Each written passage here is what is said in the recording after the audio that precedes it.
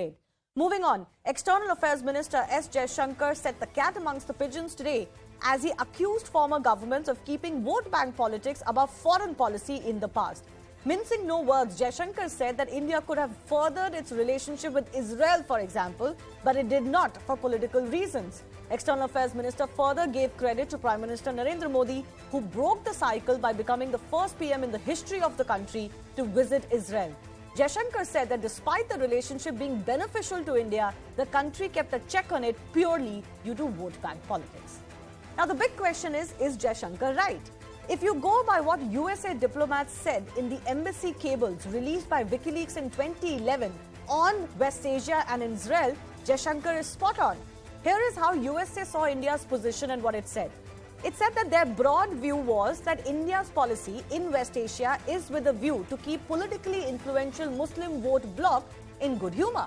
That India walks a tightrope and refrains from engaging too deeply with Israel, and plays down the strategic relationship with Israel to not antagonize Muslim voters. Let me expand this a bit with more detailed comments that some of the American diplomats have made in the past via these cables, and these pertain to the UPA government. In March 2006, for example, Ambassador David Mulford in the USA cables had said that India's public position on its relations with Israel is gutless and lacking in moral clarity. India had chosen to remain silent on Mr. Olmost's victory in order to avoid ruffling Muslim sentiments. And he added that this is a feature typical of the government of India when it comes to Middle Eastern issues, given the importance of the Muslim vote bank to the ruling Congress party. Similarly, in August 2006, diplomat Jeff Pyatt in USA cables had said Indian condemnation of Israeli military actions in Lebanon and Gaza was an attempt to manage quote-unquote Muslim anger over the issues. These cables reveal more, but I think you get the gist.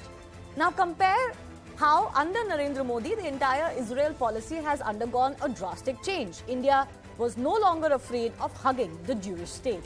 In 2017, the customary line in support of East Jerusalem as the capital of a Palestinian state was dropped from Indian statements. In July that year, Prime Minister Narendra Modi became the first Indian Prime Minister to visit Israel. During that visit, 7 MOUs were signed in the areas of innovation, technology, water, agriculture, space and science. Now, these are the areas in which India could have benefited all of these decades, something Jaishankar seems to be referring to. Then in February 2018, Prime Minister Narendra Modi also became the first Indian Prime Minister to set foot in Palestine. But because these visits happened separately, India had managed to de-hyphenate Israel and Palestine for its foreign policy. And finally, in October 2021, India and Israel agreed to resume free trade talks. And trade between the two countries, its strategic, our partnership has increased over the years. So the big debate that is coming up is, are past governments indeed guilty of putting vote bank above foreign policy, and that to the detriment of Indian benefit? First up though, here's what the External Affairs Minister said. पहले बार इतिहास में भारत का प्रधानमंत्री जो Israel गए वो नरेंद्र मोदी थे। हमें सोचना चाहिए कि क्योंकि पूरी देश जानती है कि हमें उस कोऑपरेशन में हमें बहुत फायदा है, उसके बावजूद हम लोगों ने अपने आप को रोक रखा था राजनीतिक कारण के।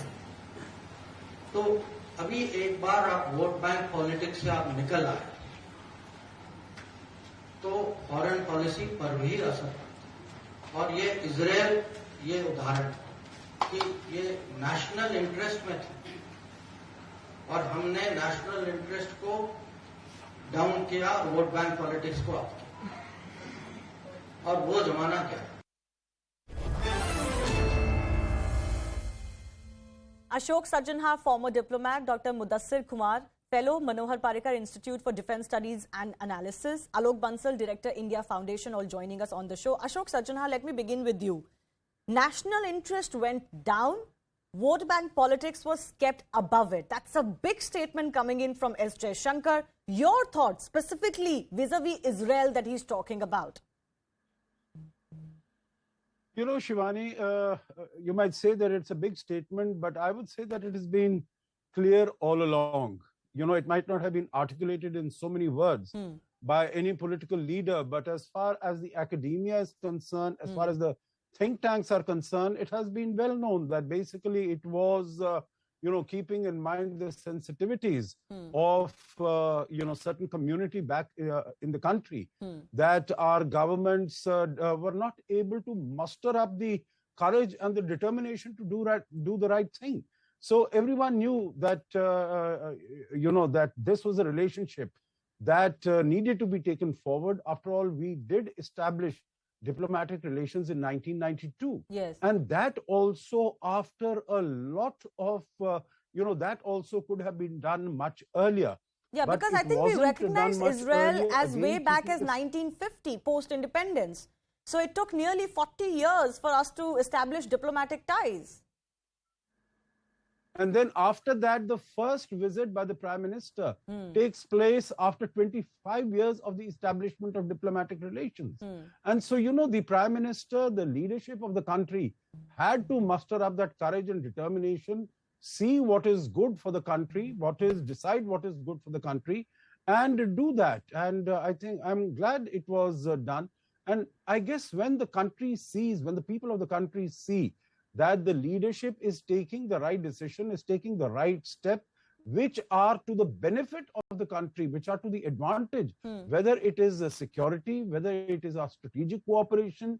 You see, right now, we even have a IIW, I2U2, whichever way we call it, Israel, India, USA and UAE. So, those cooperation, that cooperation is also increasing, that is also enhancing. So one is in the bilateral context, Shivani, and the other is in the broader regional context. So I think we are able to take full advantage of this partnership, of this relationship. We are not putting on imaginary bonds on our hands and feet and restraining and restricting ourselves. Yeah, because there Jaishankar very clearly said that these were boundaries put on ourselves, and possibly it was assumed that it will backfire, especially with a vote bank. Let me take that to Alok Bansal. Do you believe that that was indeed the reason why the Congress couldn't do what Narendra Modi can do as a BJP leader, as the BJP government can do? Because the Congress relied on the Muslim vote bank. It couldn't have done what the BJP does. And how well do you think, how good do you think was this move to ultimately shatter those self-imposed boundaries? And look at the way it has happened. It has happened when India also maintained very good relationships with the Middle East countries and still had the position that it has on Israel. See, I have no doubts that some of the previous governments probably felt that they would offend a section of the voters if they actually opened up or improved relations with Israel.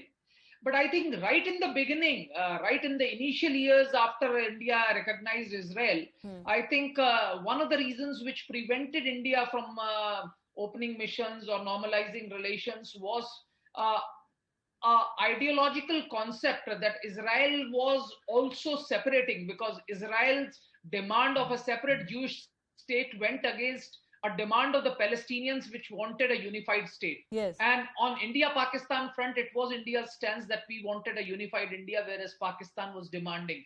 So to some extent, in the initial years, Israel was perceived as a separatist country like Pakistan in the initial years. But subsequently, a perception grew that if you actually improved relations with Israel, it will probably lose them votes from a particular section of the society. But that's true, right? That which perception, did not happen. Alok Bansal, that perception existed because it's true.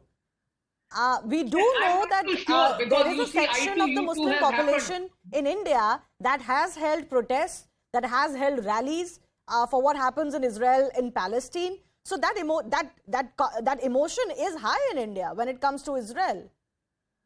See, that sort of an emotion exists everywhere, but countries after countries have normalized relations with Israel. You can see UAE, you can see other Arab countries. In fact, Saudi Arabia also, though not formally establishing relations, is dealing with Israel. Yeah. So that is not an issue. I think there are over 5 Arab states which have normalized relations. Turkey has a good relations.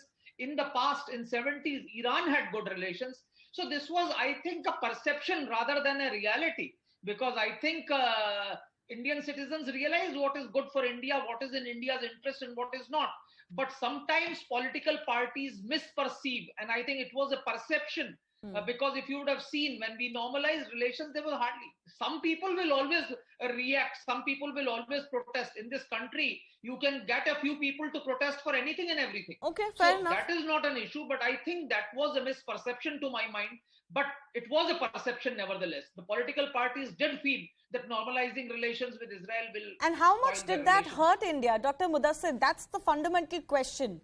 How much more could India have benefited had it normalized and moved the partnership with Israel to a higher strategic level as it is doing now, had it done so in 1990s itself, for example? Absolutely, that is correct. I would completely agree with the two previous speakers who have already pointed out that there were certain domestic reasons for India not having very open or flourishing kind of relations with Israel, even after the formal establishment of diplomatic relations. And there is no doubt that the relations behind the curtain were going on. So yes. A lot of give and take was happening even before the diplomatic relations was established in 1992 and after that. But there is no denying this fact that in the last 8 years, the situation with Israel has changed completely. And this is something which is very, very important to recognize, that India-Israel relations have acquired a completely strategic, nature. And where are the areas, do you think, Dr. Mudassir, I have limited time, where are the areas do you think we could have benefited the most when it comes to this partnership with Israel? Security is a very important area which we would have benefited even in science and technology relations. Look at what we are doing today. Yes. India and Israel, agriculture, irrigation, water management, and so on. So obviously these issues we could have benefited much earlier as well. So there is no denying that fact. All right. And that's the big question then. Should national interest be kept hostage to such vote bank politics that could be pure perception, as some of our guests believe, is myopic and detrimental to the larger, longer vision of the country? I thank our experts for joining us. Time for a very short break. On the other side, news and updates continue in just a bit.